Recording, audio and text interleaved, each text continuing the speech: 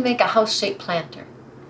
All right, first I'm going to take my clay, and I want to do the walls first. So I'm going to take and make a coil and press this coil out.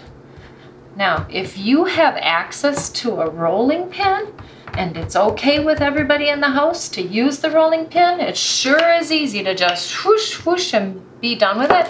But if you don't, that's fine too, because you can just press it out nice and evenly with your hands. Continue to flip it over. Make sure it's thinner than, well, certainly thinner than your thumb, but about the thickness of your pinky. If you press your pinky against it, it should be about the same. And then you've got this nice strip. Take that strip and turn it into kind of a circle. Cut your edges nice and straight together, like so. Get rid of the excess.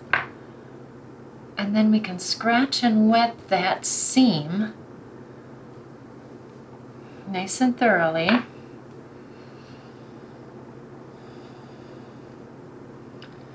Smooth it together nicely. Now I get to decide, I'll have this be a corner of a house, make a corner of a house here, make a corner of a house here, and here. Okay. There we go. So there we go. That's our little square beginning of a house. Now, it can't be a planter unless you put a bottom on it. So I'll take the clay house and put it off to the side and patty cake out the lawn. Now, just because I want it to be a small planter that doesn't take up a lot of space, I'm not going to make a big patch of lawn. But if you're really wanting to build on this and you want to put a picket fence out front and trees out front, then you need to make it a little bit bigger. I just want a little patch of lawn sticking out. So I just patty caked it out a little bit, and I'm going to trace the sides of the house, get rid of the excess, and I will scratch and wet, score and slip the house to its lawn. Score and slip really thoroughly. Turn it upside down. Score and slip really thoroughly, because you want all the soil to stay in. You want it to hold together carefully. There. Now I'm going to turn it back right side up. Finesse it into position. Smooth. My fingers get kind of gunked up every once in a while, so I wipe them across the canvas covered board. There we go. Now the walls are in position. I've got the lawn in position. There we go. I'm going to plant the lawn right now. Grass is growing quite nicely. There's a breeze blowing, so it's all blowing off to one side here. There. All right.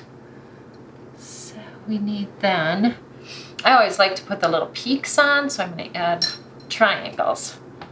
Take some clay and flatten that out. Again, if you have the rolling pin, lickety split, roll it right out. But if you don't have a rolling pin, just pat it down, flip it over a few times, and the flat board or cardboard that you're working on is going to help flatten it and smooth it out. So what I like to do when I'm doing things like this is I kind of size it up, mark where I need the triangle to be or the shape to be, marking it against the shape that it's going to be scored and slipped to. See? That looks good, right? It matches up. Now I'm going to put it on the clay and trace it, because I need another one just like it. And that can be scored and slipped into place. Nice and gooey, nice and wet. I don't like sharp edges, so I'm smoothing those down a tiny bit. You can see how wimpy the clay is right now. It's soft, so I have to do everything very gently. And I'll scratch it with this one on as well. While I'm doing this, I can be thinking about how I want to decorate the front of the house. What is going to make this house unique and my own. Can always make a little welcome mat, just a little pinch of clay, roll it out a little bit and flatten it. And that goes right where I would position a door. And then that brings me to the next idea. I need to make a door. I'll just use some of these scraps here, cut a nice rectangle. Maybe that's a wood slat door. Maybe it's got a doorknob, so I'll roll a super tiny doorknob. It's too tiny to use the wire brush to scratch and wet it, so I'm just going to put a drip of water, put that in position, and then scratch and wet where it belongs and press into position. Here we go. Maybe above the door it has an awning, so I'll cut out a little half circle shape, scratch and wet that on, scratch and wet.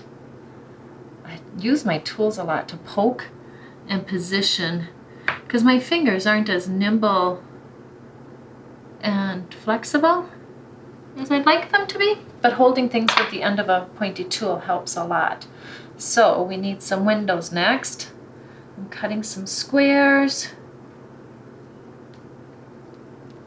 Draw in the window panes.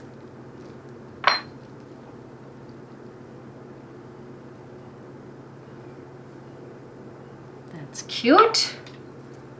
And another one.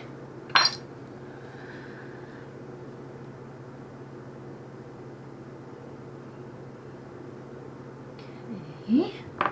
Maybe there's a window up in the top of the house. So I'll cut a little circle out.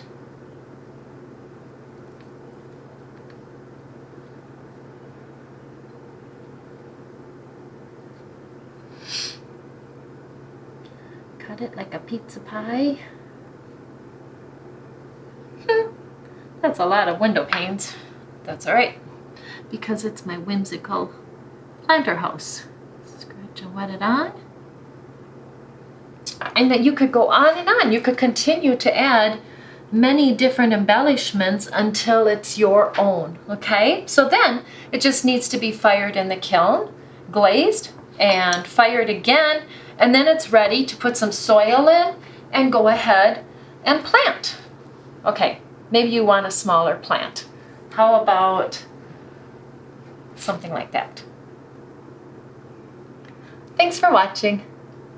If you like what you saw, subscribe, like, share. Thanks.